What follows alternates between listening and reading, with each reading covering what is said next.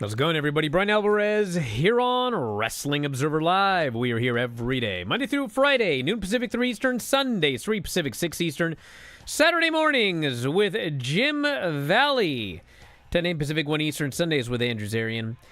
And hey, it's Tuesday here on the show, and you know what that means? We got a lot to talk about here today. Lance Storm's going to be joining us. We could talk about all of the latest news, including the return of Brock Lesnar, who actually was not on Raw, nor was he advertised for any future events. Although there's a decent chance he could show up on Friday because they announced that John Cena is going to be there. And I think John Cena, I mean, I guess they could always renegotiate and that sort of thing, but it is August 5th. And September, October, November. He's got 4 months left and 12 dates. So, like, there ain't that many left. So he's going to be on SmackDown Friday. There'll only be 11 left after that. And so I guess, you know, if he's going to be there, you kind of got to do something most of the time. So anyway, we'll talk about that. And we got news as well on the G1. Moving away from Brock Lesnar for a while. We got updates on the G1. Hulk Hogan, of course, he passed away, and his daughter Brooke was on the Bubba the Love Sponge show, actually, talking about the split between her and Hulk. They'd been estranged for several years, actually, and she talked about why. Bret Hart did not have nice things to say about Hulk Hogan. We'll tell you about that. And, of course, the Raw after SummerSlam report. And that is now how it is being branded. It is Raw after SummerSlam. Very much like the Raw after WrestleMania, which is a smart idea. And a lot of championship matches and more. And terrible finishes. But anyway, a lot to get into here today. If you want to text us, 425-780-7566. That is 425-780-7566. Back in a moment with Lance, Observer Live.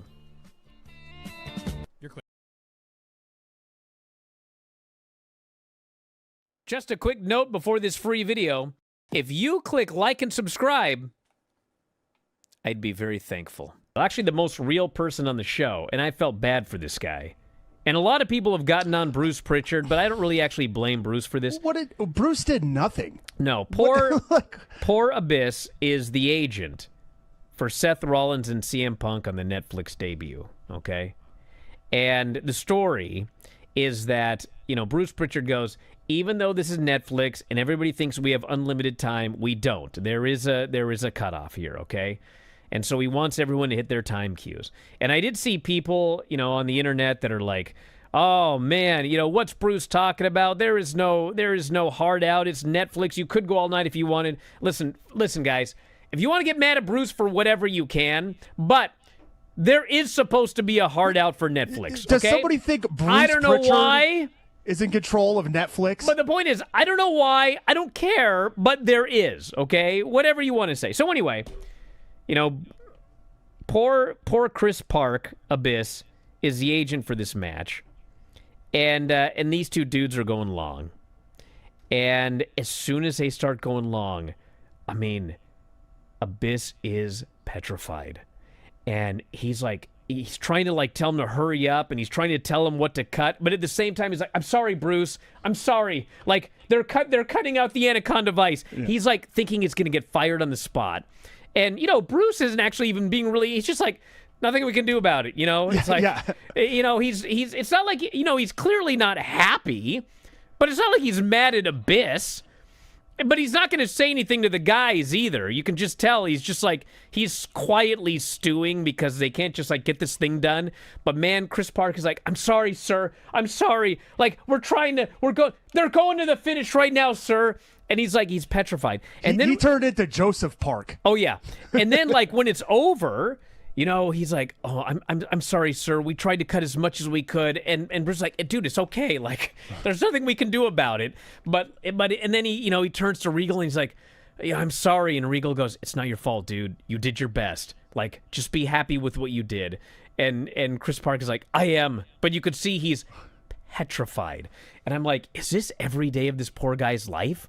Like, oh my God. I couldn't do this. But I felt so bad for him because he was so worried And it's not his fault. He's like so trying to do his best.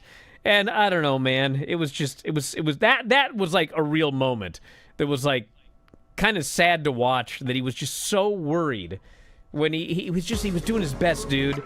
And like, if you want to get mad at somebody, you can get mad at Punk and Seth Rollins. They're the ones that went long.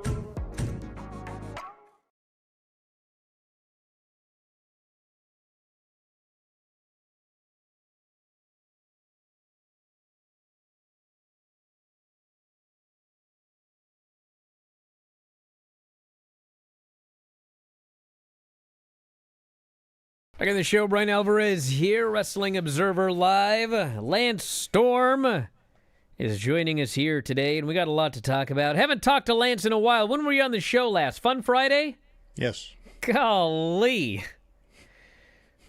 That was years ago. It seems it, doesn't it? My Lord. Well, what do you think about the return of Brock Lesnar? Well, I think everyone's looking at it from the wrong perspective. I don't think it's about Brock. I think it's about the working environment of women within WWE.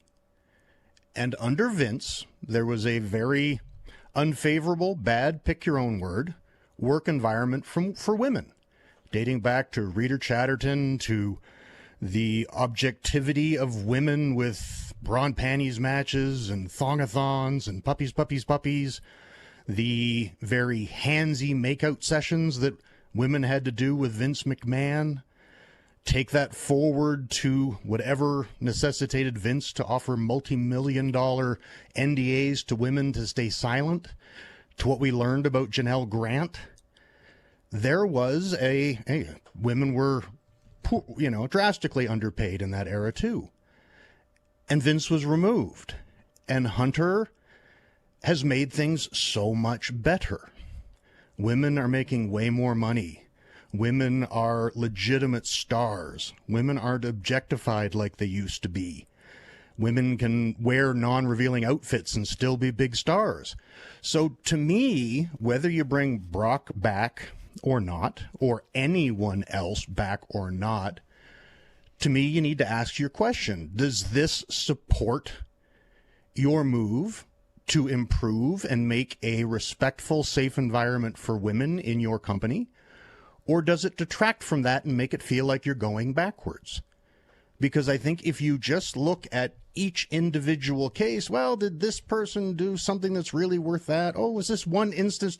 It's not about the individual instances. It's about the overall message you send to women who work for you and in your company about the environment they are going to have to perform in. And I think you need to look at it from the women's standpoint and whether they would be in favor of something or not. Well, of course. And I don't think they would be, but no one's asking. I mean, listen, if you don't know, and I think everybody should have, even if you weren't told, probably figured this out. They didn't tell anybody he was going to be there on Sunday. It was the usual. They kept it top secret. They hid him. Nobody knew he was there. I will say this. Nobody knew he was there with the exception of, like, the people that had to know. So, like, John Cena and, Triple H and everybody. But there were people. Brock travels with people. And those people also had been around for, 2 years or whatever. And there were people Sunday that were like, oh, look who's here. And they pretty much figured it out. But, other than that, they didn't tell everybody. They didn't call a talent meeting. They didn't say, hey, we're thinking about bringing this guy back, and he wouldn't have any... Nothing. It was like, he's coming back. No one's got to say. That's it. And that's what they did. So, I don't know what else to add. I wouldn't have done it. I don't know how many times we have to say that. I think it was an incredibly, incredibly dumb idea. But, this is not a defense, okay? This is absolutely not a defense. But we are now on Tuesday, and, I haven't heard anything. I've heard nothing about sponsors pulling out. There's a lot of people upset on social media. But, there was no revolt of any sort on Raw. They showed the footage of him coming back, and people went crazy. And, I mean... But again, what does this do to the morale? You're not wrong at all, dude. I'm not disagreeing with you. Company? You're absolutely and I right. think that is the perspective people need to look at. Well, I'm sure the morale is bad, but like, you know, Yep. what can I say other than they don't care, which sucks.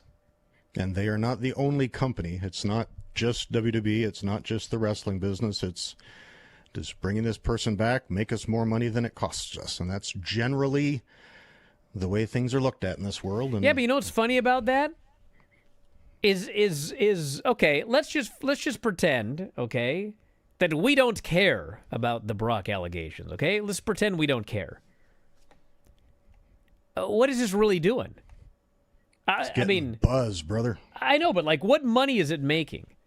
I mean, you think that John Cena headlining one of his last 2 or 3 pay-per-views is like, it wasn't going to draw, but now that Brock is back, it's going to draw? You're not selling any pay-per-views. You know, I mean, look at the Raw average, for example, this year. You know, whatever people want to say, you can say whatever you want about creative and the storylines or whatever. I mean, if you're looking at how Raw is doing, it's doing better than it's been doing ever. They're averaging over 11,000, okay? Last year when it was, you know, everyone thought it was hotter, and the year before, I mean, it was 9,000 2 years ago, 10,000 last year, 11,000 this year. So, what do we need Brock for? Well, you could play the booking card of John Cena in his, let's say it'll be his final match. Who knows? Maybe it will be. John Cena needs a really big match for his final send-off. Do we want to take a big enough star from our full-time regular roster to have John Cena beat to send the people home happy?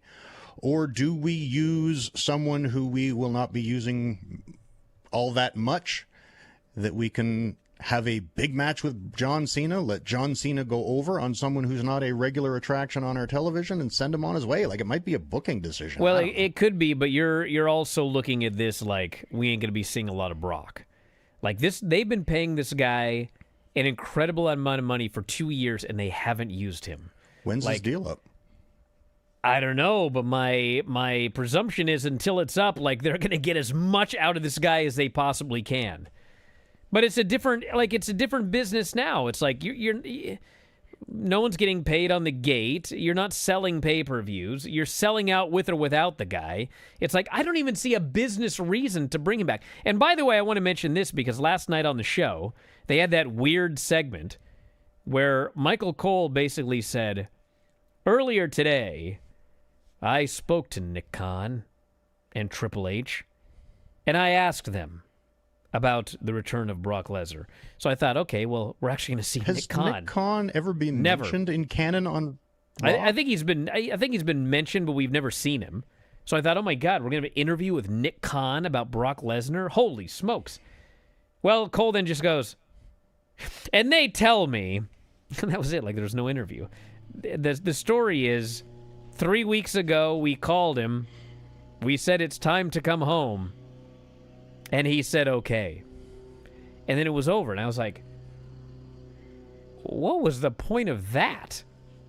Were you disputing, like, Dave's report that it was 4 weeks ago?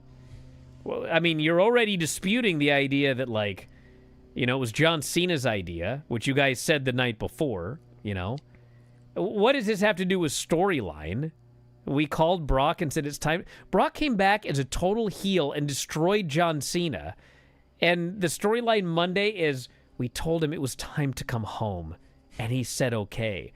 I was flabbergasted when this thing was done. I was like, what in the world was the point of this? But here's the thing. On Sunday, you know, the story was, well, John Cena, he had a list of guys. And we wanted to make that work. So, like, they threw John Cena under the bus, like it's all his idea. Like, if John Cena would have said, you know who I'd like my last match with? Lance Storm. Like, they're going to call you and they're going to make it work as John Cena. Like, come on. No offense. But anyway, the point of this is, John Cena... He wants to get his win back. John Cena was asked about Lesnar returning, I'm trying to find out where it was at so I can plug it, but I can't find it. But anyway, it was Adam's Apple, Adam Glenn. He was asked, like, what do you think about Lesnar coming back? And John Cena's answer was, they deal him, I play him. So, like, Sunday, it was like, it's John Cena's idea. Monday, it's, well, we decided we wanted him to come back. And then Tuesday, John Cena's going, they just brought him back, and I'll just do it. Back in a moment, Observer Live. Just a quick note before this free video. If you click like and subscribe, I'd be very thankful. It's Bryan Alvarez and Big Vinny V, and we hope that you enjoy the show. Should I do one more time? Huh? I played the entire song before realizing I had not hit record. I figured as much. So I had to start the entire show over again. Uh-oh. Is my internet down? My internet died. Yeah. All right. Stand by, everybody. Hi, everybody. We're back. And we're just gonna barrel on through, right, Vinny? What do we have on that Facebook thing? Now it says no audio. Jared, do we have audio? I can hear you. Honestly, what is going on? Yeah, we just watched a movie What about is this. up with my internet? Lost everybody again. Curry says no problems with the Big Vinny V show. His words. Not since the first one. I was gonna say the very There have first been one was a Many disaster. problems. Many Yes. problems. We've had quite a few. Yeah, and you know what I do? I just barrel on through. Brian. Barrel on through should be the name of this show. What the hell's going on this week? Like every single show, something goes terribly wrong. Today, I didn't have the music set to go at first. Then I got it set to go, but I forgot to hit record.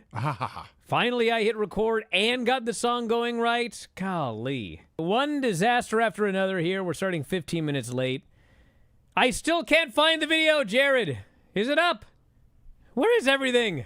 Granny's joining us here today via phone. We cannot connect our audio or video. It's a blank screen. I don't know what's going on. What are we doing? Should we just quit today? I don't know what the problem is, Granny. I don't know how to fix it. I don't know what's going on.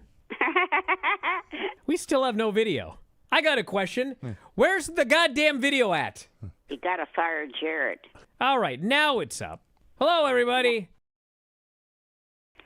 This is the one you told me to do last week, Undertaker plus Psycho Kid. Okay. Are you done laughing? Yeah, we're yes, done. Yes, Granny, I apologize. There'll be more. Then Psycho Sid comes out with blonde curly hair. Hard to pull. Lasts a while before he gets out of it. I had to give that a 10. A 10. Oh, wow. Undertaker won a match and a belt. That's a 10 on the Granny scale. Victor is still at it more than ever this week, as far as the soaps go. Hell of a report, Granny. All right. That was a 10 on the Granny soap opera report scale. That's just a minute. Jared, you're forgiven. Instead of suffering through the YouTube chat, click like and subscribe.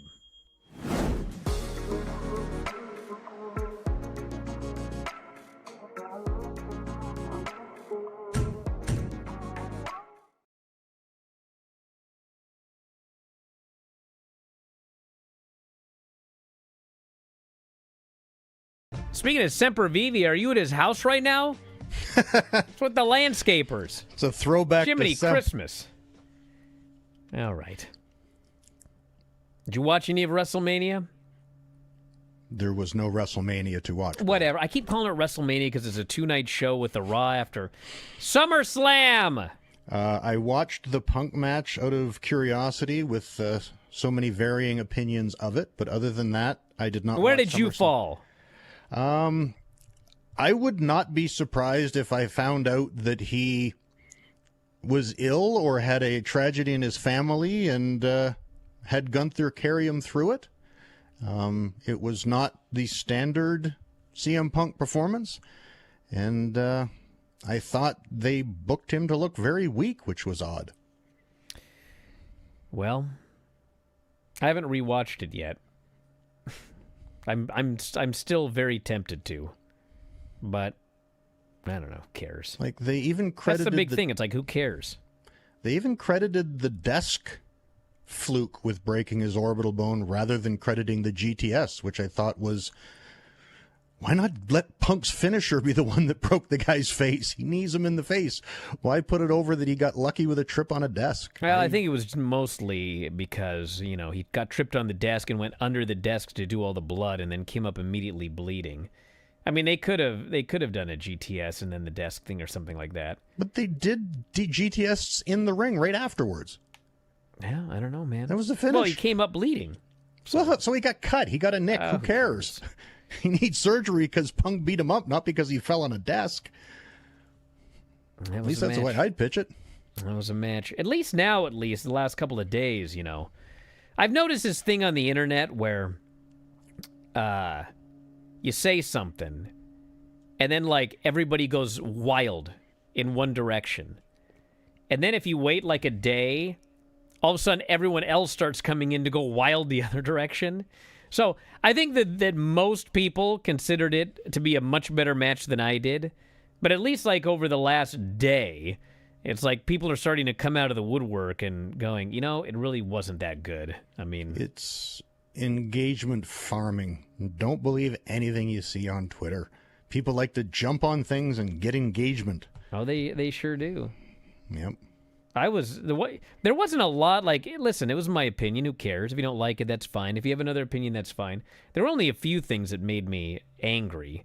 One was claiming that my opinion of the match was solely due to a personal issue with Phil Brooks, which, God, I literally put over his match with John Cena, for crying out loud, when John Cena was at his worst in the heel turn gimmick.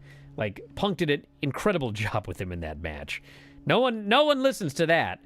And the other one was some guy accused me of whatever. When you try to just do something to, like, get a reaction. I was like, you really think I really wanted to spend my weekend dealing with that? I don't do stuff to get a negative reaction. I hate that. I'm just telling you what I thought. Crying out loud. Jumping Jehoshaphat. Leave him alone on Twitter. Just text him angrily like I do.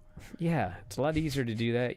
Rage baiting or whatever. Yeah, I really wanted to spend my weekend with the Punk Brigade on me. That's really what I was hoping for a nice fun weekend, especially SummerSlam weekend.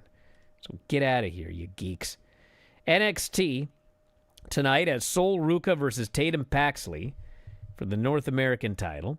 Hank and Tank against Uriah and Kale of Chase U. Blake Monroe versus Kalani Jordan. Yoshiki Inamura versus Stax Lorenzo. And Lexus King versus Miles Bourne. And incredibly, it's Tuesday here on the show. And we have 4 segments already for Dynamite tomorrow. Nice. There have been many Wednesdays where at best I've got 3 segments to talk about. And one week I had 2. We've already got 4. Big improvement. MJF versus Mark Briscoe. We have got Young Bucks versus Brodito. Tag Team Title Eliminator Tournament semifinals. The return of Mercedes. And then a Forbidden Door TBS Championship qualifying match. It's a lot of words. Queen Aminata, Sky Blue, Alex Windsor, and Billy Starks. I got to give AEW credit. I mean, they're getting these women out working a lot. And if you've been watching the shows, these matches are getting a lot better. So that's good. And NXT, I don't have the dates in front of me, but NXT also announced, they do those little local shows kind of around, the Performance Center area. They've actually got 3 dates, a Friday, Saturday, and Sunday, out of state coming up. I think late August, early September. I don't have it in front of me, but it's good to see them doing some house shows outside of the normal area. Because, when you do house shows around the Performance Center, you get a lot of the same fans.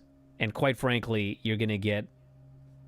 It's good to go out in front of different people, do different matches, get different reactions. Yes, make sure what you're doing actually works with everybody, not just the few hundred people that see you every week. Hey, do I got to bring it up? Jada Parker I mean, she was a heel, and she just got cheered, and I got mad every week. And I kept being told over and over, dude, it's just this crowd.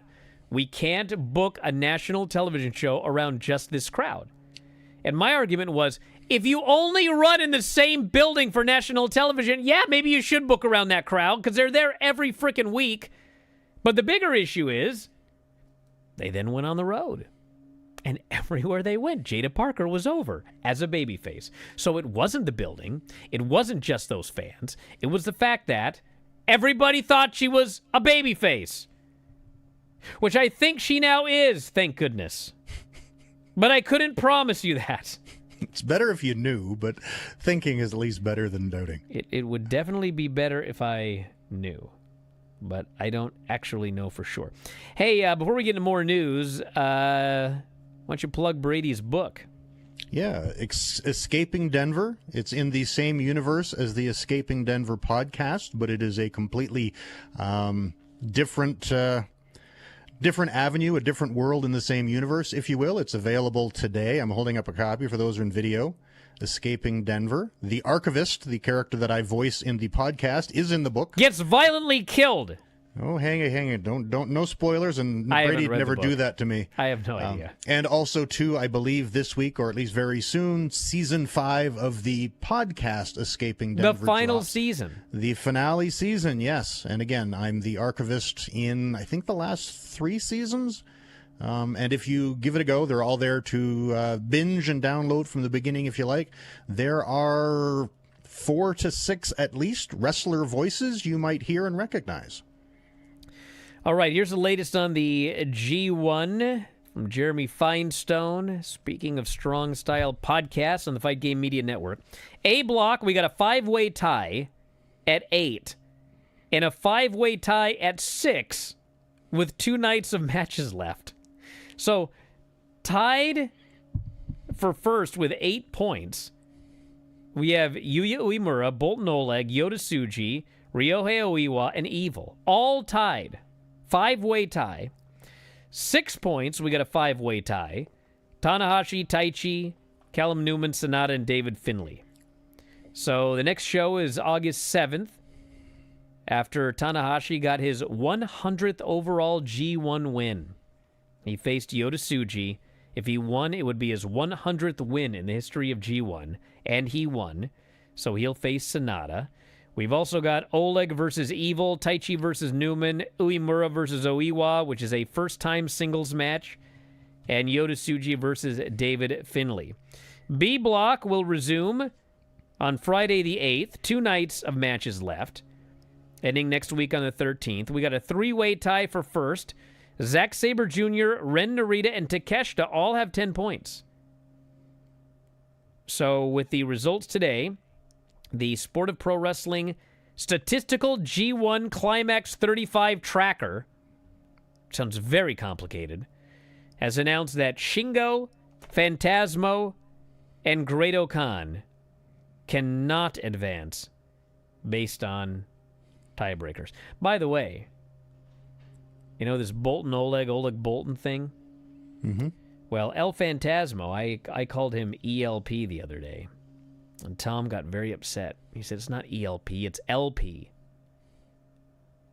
And I was like, whatever. You worked there. I'll take your word for it. But then it was brought to my attention that ELP's theme song, it says ELP over and over and over again. So I'm going with ELP. I refuse to be wrong. Block B matches on Friday. Shota Umino versus Takeshita. Shingo versus Ren Narita. ELP versus Yoshihashi. And Drilla Maloney versus Zack Sabre Jr. Top 3 in each block advance to the next round. So there's plenty left to happen before all of this concludes. So there you go. That's the update on the G1. Thank you to Jeremy. It's much easier getting it that way than having to go through a bunch of paper notes that I can't find. So I like that, Yeah, leave searching for scraps of paper to Dave. Rey Mysterio's set to play a role at Triple Mania later this month. He will be inducting Conan into the AAA Hall of Fame. And I gotta say, if you're gonna have a AAA Hall of Fame, I think maybe Conan should be in there. Yeah, it's hard to argue that one. I think he'd get my vote. But who am I? Back in a moment, Observer Live. Just a quick note before this free video. If you click like and subscribe, I'd be very thankful. Happy birthday, dear Granny. Happy birthday, Granny! Happy 95th birthday! Thank you. You got balloons behind you as well, Vinny. People can't really see them. No. They think it might just be your hump. But it's a very festive I day should not today. laugh at that. That's a horrible insult that you just gave Yeah, me. you laughed. It was a good But it one. was funny. Happy birthday! Okay. Happy birthday, Granny! Thank you. Yeah. Okay, you guys, I don't even know what you just said. Okay, go. Bye! Bye, girls. Close the door, please. Rob Wanska, a top fan. That granny is one of a kind. If you cannot see that, you're blind. Whether she's knitting a quilt or giving Brian some guilt, she's the greatest old gal that you'll find. Was that, who was that? Producer That was Rob. Rob. Producer Rob? Fine like job, that. Rob. He has talent? Thank you, For him. Rob. Wow. This is Mariah May versus Anna J. Anna has a problem. Her top seems to want to drop down. She has to keep pulling it up. Mariah pins Anna for the win. I think Anna just gave up due to the fact that her wardrobe was malfunctioned. That's what happened? Yeah. Wow. Well, if they wore decent clothes, it'd be better. Those T-straps are ridiculous. Those what? T-straps. Don't you know what a T-strap is? No, I do not know what a T-strap I don't is. think there's a T-strap in Brian's closet, Granny. No. Well, I don't know. T-strap. Oh, a thong? Why don't you say a thong? A what? Never mind. You don't know what a thong is? No. Why are we having this conversation? What part of the body is it on? Does it go on the Woman. top or the bottom? On your Butt? butt.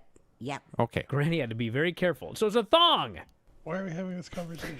According to the Old Testament of the Bible, who is the father of both Isaac and Ishmael? Job. Abraham. Wrong. Oh, really? Abraham. I just. Did you say that? Yes, he did. Yeah. Oh, okay. You're right. Yeah.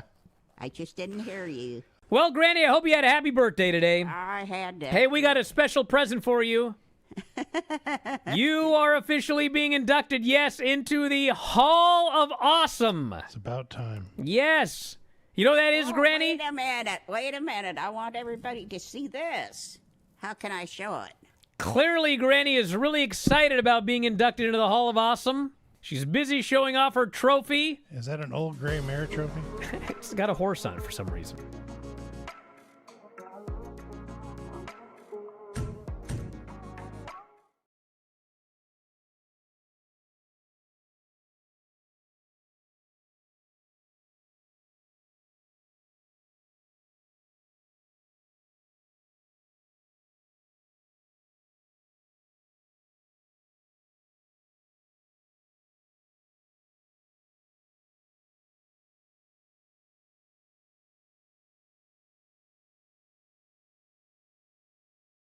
Back at the show, Bryan Alvarez here, Wrestling Observer Live.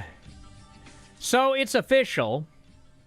The Raw after SummerSlam is now officially branded The Raw after SummerSlam. So, you know, you can see that they're trying to basically do two WrestleManias.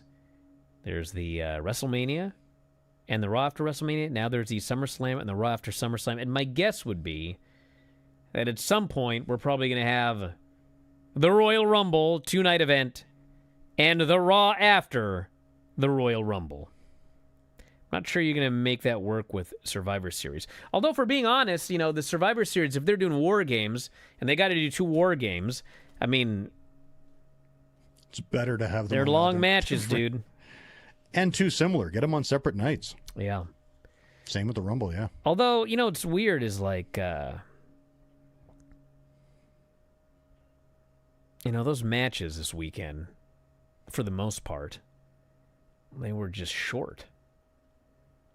So, like, if you added the time of all those matches together, it's like, I mean, we could have done this on one night. And it would have been fine. Like if they would have run it like a triple or an AEW show, where I don't think it needed to be 7 hours of wrestling, but still, if you'd have just done match, it would have been probably a significantly better one-night show than the two-night show that had so much downtime. That first night, I don't know what it was. Like both nights, I think had about the same amount of wrestling. But my God, the pacing of that first night was brutal. Absolutely brutal. 1 20-minute match in the entire first hour. It's like, oh my God. Anyway, the Raw after SummerSlam, I thought was it was a pretty good show. We still have the issue where there's so many finishes that they're just awful. But as far as like, there were big stars on the show. They made big matches. We did get some clean finishes in the title matches, and we set up some things for down the road. And it felt like a big show, which is, I don't want to do the comparison to AEW, but I guess that's kind of my job. Tony likes to do these. Well, first off, Tony really should brand the Dynamite after a major pay-per-view is the Dynamite after All In. And it should be a big show. Put a few big matches on there. Take a few matches off the pay-per-view and put them on that Dynamite show. Like, make it like you can't miss this show. All In just happened. People are hot. It was like a great show. Well, they got to tune in Wednesday. You got to keep that momentum going.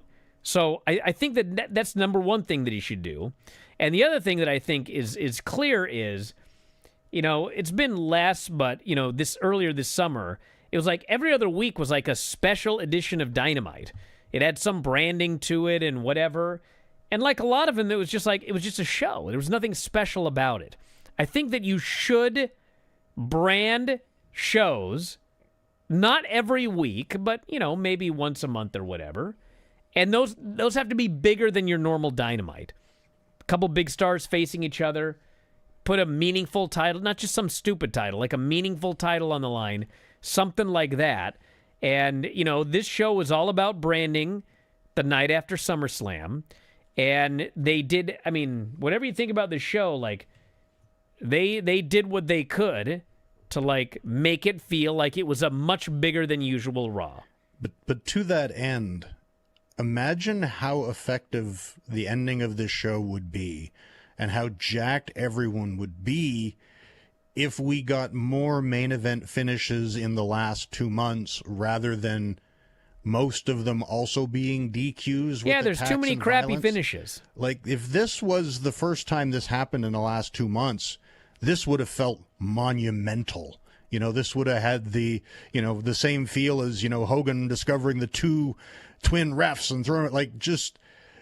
This ending could have been so monumental, but I found watching the match, it's like, yeah, it's fine, but I'm just waiting for the run-in interference DQ or whatever's going to happen at the end of this, because it's fairly commonplace now. So it opened up with Seth coming out to celebrate that he'd fooled everybody even though he hadn't, and he's... And fooling everyone accomplished nothing? Yeah, gloating, and then out comes LA Knight. And LA Knight actually asked a good question, which is, if you got that briefcase, why'd you have to fake an injury?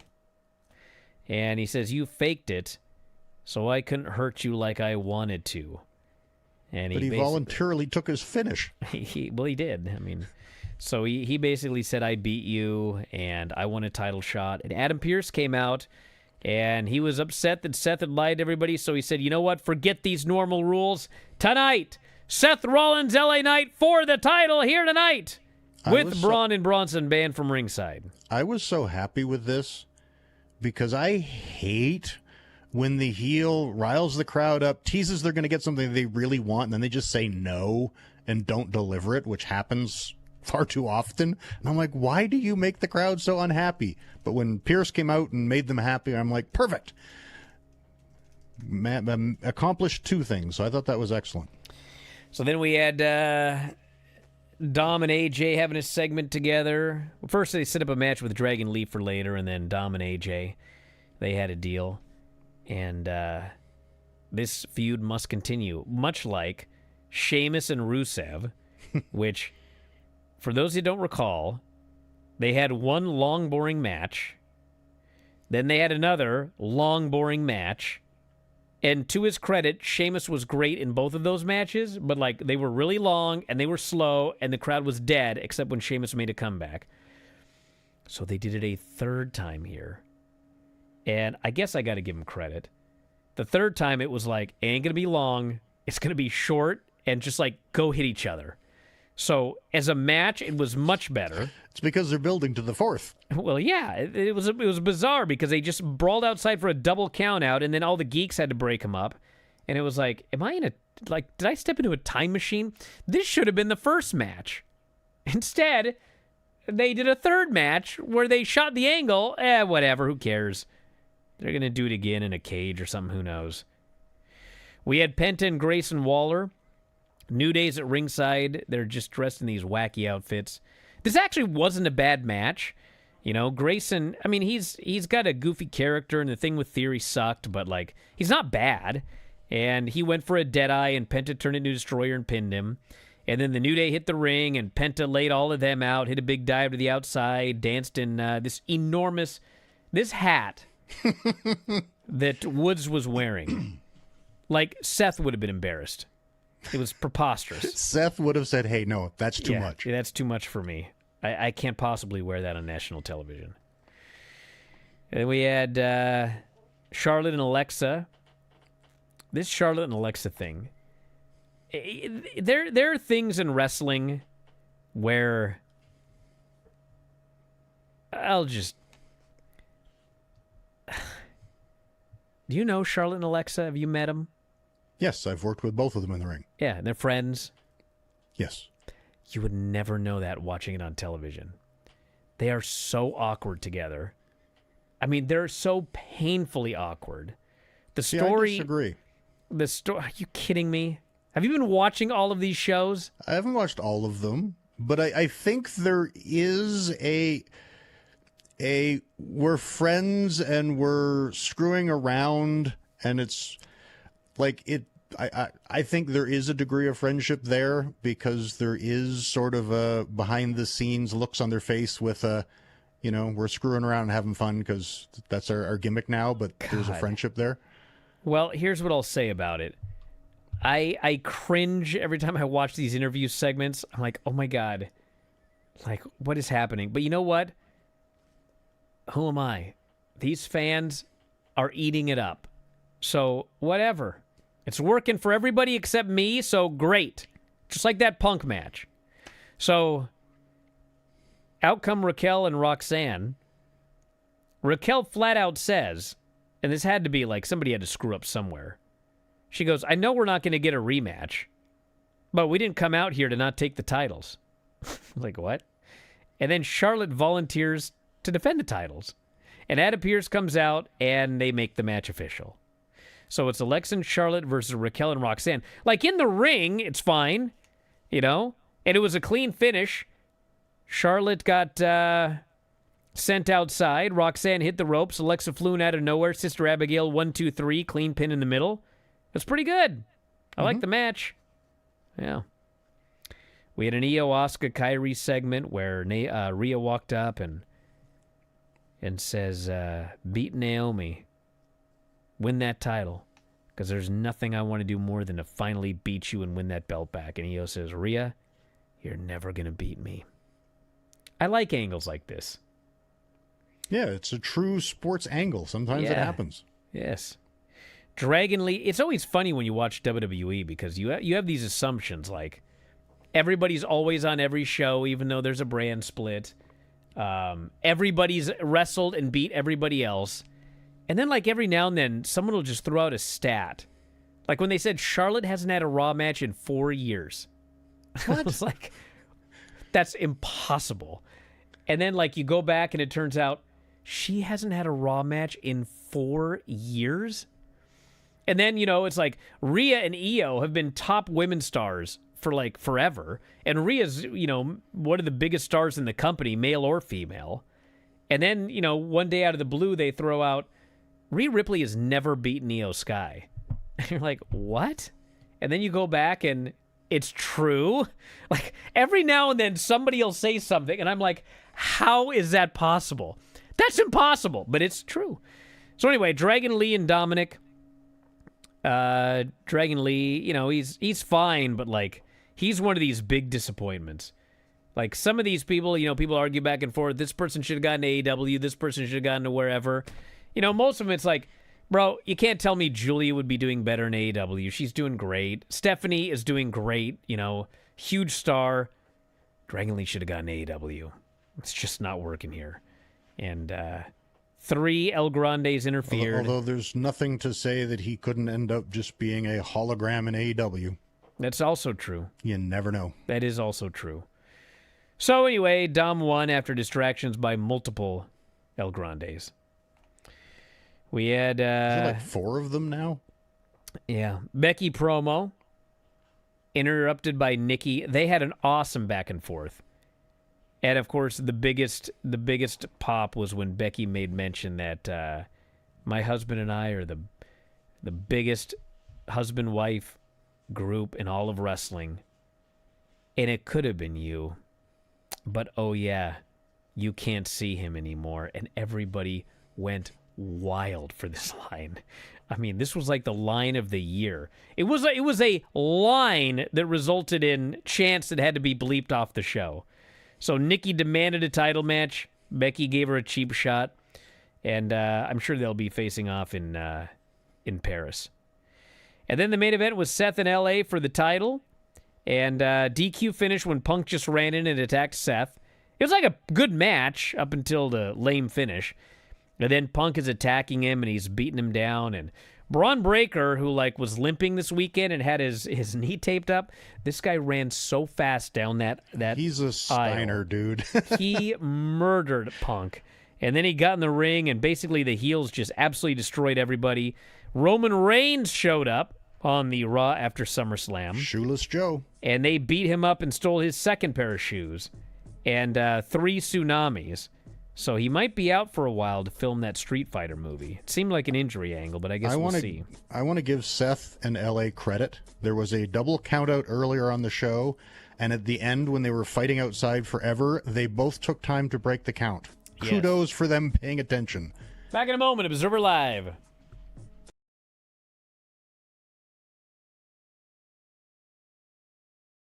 Just a quick note before this free video. If you click like and subscribe, I'd be very thankful.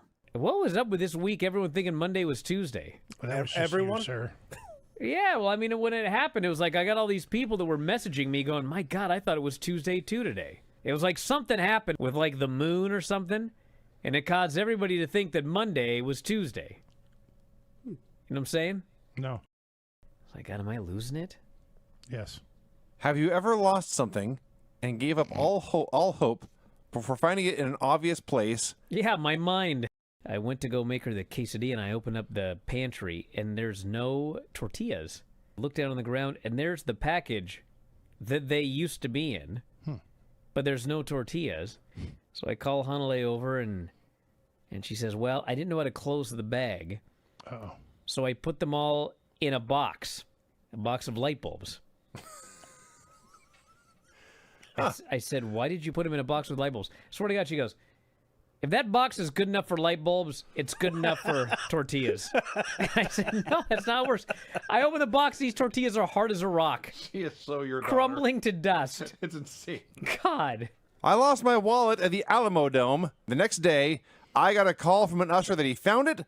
When I met up with him, everything was still in it. He refused to accept any money from me. Wow. Wow. I once lost my wallet in El Segundo. Lantian says Big Dave's sanity. Wow. Well, I mean, he found it then. It's right there. It's never lost. 99% of the time, no matter where I park, I always know exactly where it is. But there's always that 1% of the time where is my car? Dude. And it's like in a bizarre place. Like, what was going on? All right, Granny, what do we got? We need to buy you a machine that you speak into, and it converts your voice into text.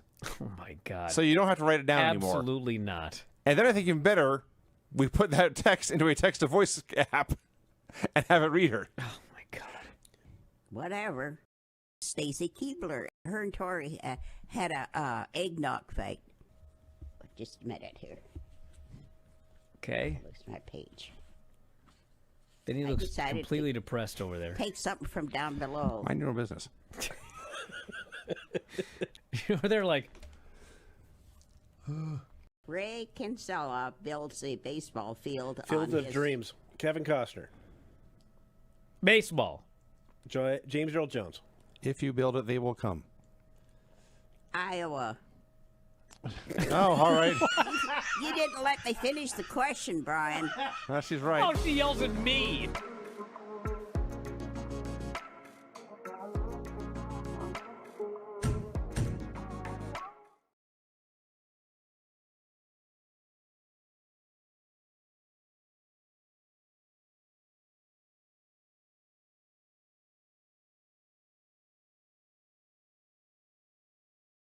Back in the show, Bryan Alvarez here, Wrestling Observer Live. Lance Storm joining us here today.